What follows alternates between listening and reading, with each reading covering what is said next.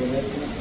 Igama lami nguSandile wakaMkhize ekhaya e-Great Town, e-Manchester Great Town, ngaphansi kukaMzolo ongumfundisi wethu ogcotshwa namhlanje. Siyabonga kakhulu uNkulunkulu eyinambulekile kaMzolo. Ngiyethiwe ngishawa uvalo ukuthi uMamzolo ukuba kalandelanga uNkulunkulu emkhipha lapho emkhiphe khona. Ngabe ibranch yase-Great Town kwaprofethwa ingakavuli ngisho ukuvula ibranch ngoMamzolo ukuthi uMamzolo uyena umuntu ozosilida. Sisabazalwane base-Great Town abakhonza entabeni kaJehova kuyabonelela.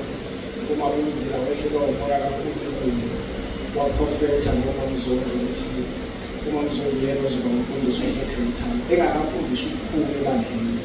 Sisahamba ibranch yase-Midland ngaphansi kukaBamdlala.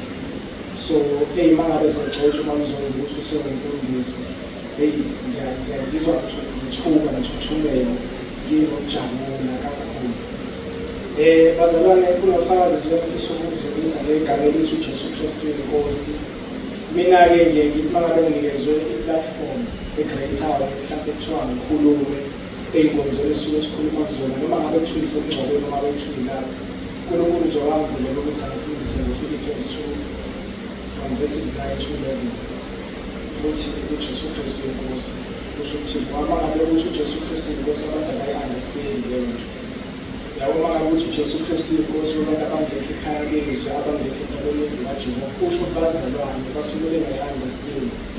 So kwenzeka-ke ubaba uMdunge esikhonza naye umakhelwane wami washonelwa umfowabo. Uma eshonelwa umfowabo ngithi umama uViki Lesindlovu athi ngizovula ngokukhuleka.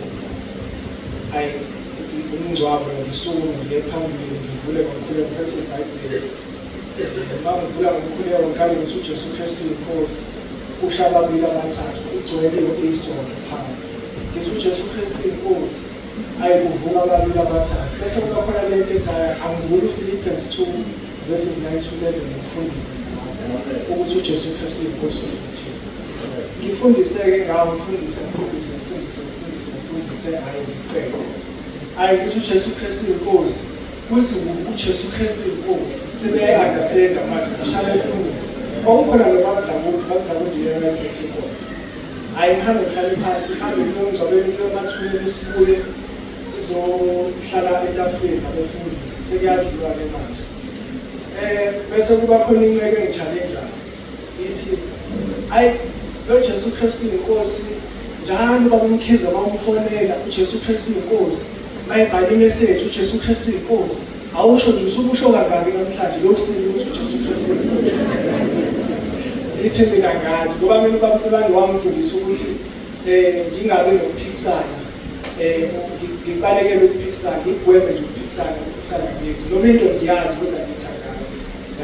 Bese ethi hayi, uyazi ukuthi namaSulumane uma ngabe khona into ayiphathayo amaSulumane, into eyipressa kanje, kunomkhuleko ekufanele ukuthi bawusho 100 times. Bayavula esitolo bayavala kodwa ngosuku kufanele bawusho 100 times lowo mkhuleko.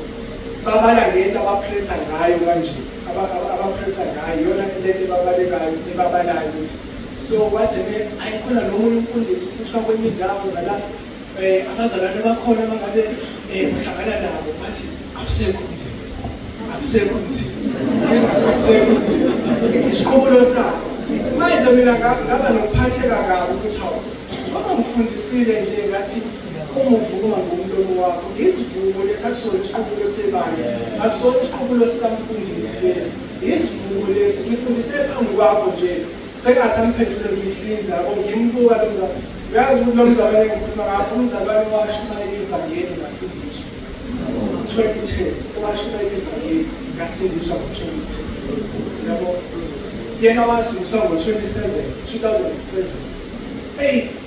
Ingiphatheka kabi le nto yabo, ngihambe nje nginokuphatheka kabi ngoba omunye ubaba wayehlele eceleni wazi wathi hhayi uyabona uma ngabe ubabamsebandi kufanele uphathe ipeni ephe ngoba ubabamsebandi uyafundisa ngempela, u-adressa yena lo mzalwane. Bathi kufanele uphathe ipeni ephe ngoba ubabamsebandi uyafundisa, ukhotha amavesi, uhluka ivesi ngevesi.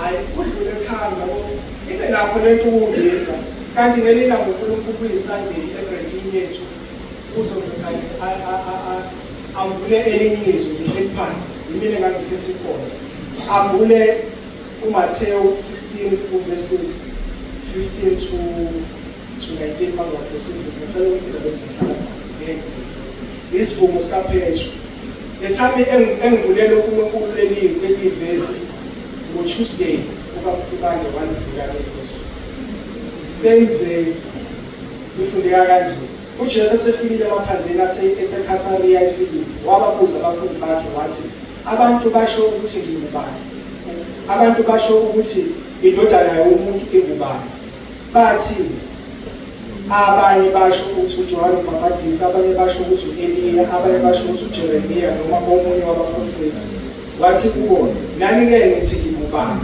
uSimoni Petro waphendula wathi wena unguKristu indodana kaNkulunkulu ophilayo uJesu waphendula wathi kuye ubusisiwe Simoni kaJona ngokuba inyama negazi akukwambulelanga lokhu kodwa ubaba osezulwini okwambulele lokho so ngaba nokukhuleka ukuthi akusibona abantu abazokwambulekelwa uJesu Kristu inkosi bakhona abantu abasindisiwe kodwa abanayo le revelation yokuthi uJesu Kristu inkosi so ngiyabonga kakhulu uNkulunkulu uJesu Kristu inkosi